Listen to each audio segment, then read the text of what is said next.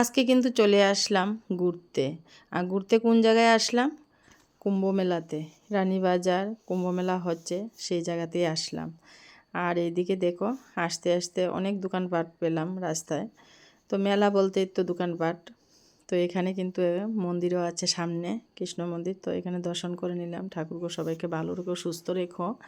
আর এই জায়গাতে দেখো যজ্ঞ হচ্ছে, অনেকেই বসানো আছে এই জায়গাতে। আর এই হলো আমার বান্ধবী, আর বান্ধবীর শাশুড়ি আর ননাস। তো আমাদেরও ননাসই। তো মাসিমাকেও নিয়ে গেল, মাসিমাই বলল যে মেলা দেখবে।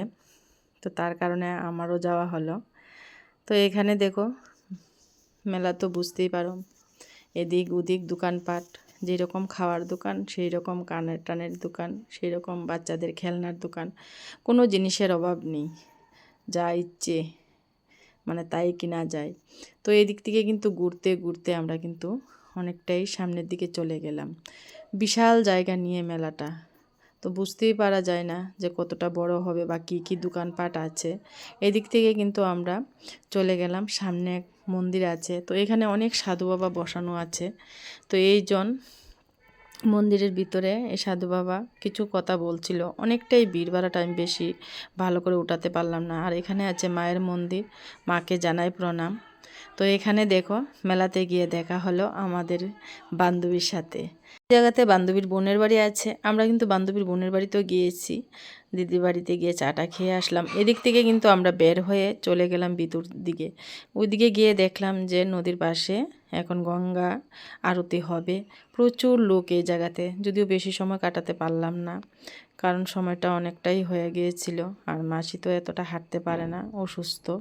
তো কিছুটা সময় দাঁড়িয়ে ওই দিক থেকে চলে আসলাম।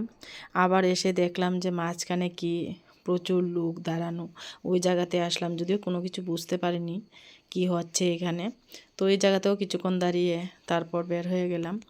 মেলাটা ঘুরে তো খুবই ভালো লাগলো, কারণ এতটা এরিয়া নিয়ে মেলাটা হলো, মানে কি বলবো। ওই দিক গেলে দেখা যায় আর একটু যাওয়ার ইচ্ছে হয়, যে আর একটু যাই, ওই জায়গাটাতে গেলে মনে হয় আরও মেলা কিছু দেখতে পারবো। তো যদি কেউ না গিয়ে থাকো তো অবশ্যই বলবো গিয়ে মেলাটা একবার ঘুরে আসো। আর 3 বছর পরে আবার সেই মেলা হবে। আমার ভিডিওটা যদি ভালো লাগে তোমাদের কাছে তো কমেন্ট করে অবশ্যই বলবা কীরকম হলো। আর সবাইকে বলি রাধে রাধে বলো, গোপাল সোনাকে সবাই।